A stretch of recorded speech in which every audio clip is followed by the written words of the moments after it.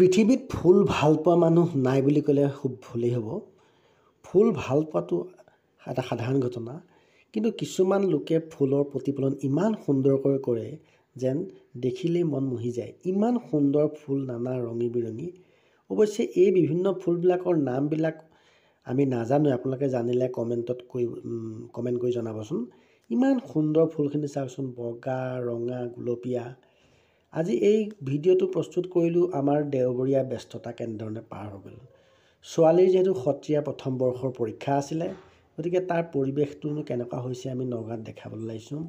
বিভিন্ন গাৰ্জেনখিনি আহি পেলাই অতি সুন্দৰভাৱে পৰিপাটিকৈ কেনেকৈ নিজৰ শিশুটিৰ কাৰণে অপেক্ষা কৰি আছে।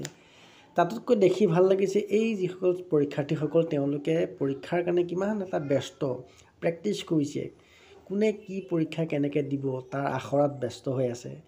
ইতিমধ্যে ঘৰত যিমানেই প্ৰেক্টিছ নকৰে, দেখিছেনে কণমানিকেইজনী কিমান সুন্দৰভাৱে তেওঁলোকে আখৰা কৰাত ব্যস্ত হৈ আছে। তেওঁলোকে ঘৰত কি পঢ়ি আহিলে সেইখিনি প্ৰেক্টিছ কৰিবলৈ যত্ন কৰি আছে। পালেনো নাপালে কি, শ্ৰীমতীয়ে বজাৰত সোমোৱাৰ সুযোগটো নেহেৰুলে। কিন্তু এই সুযোগতে ময়ো এখন ফটোকে ক্লিক কৰিলোঁ।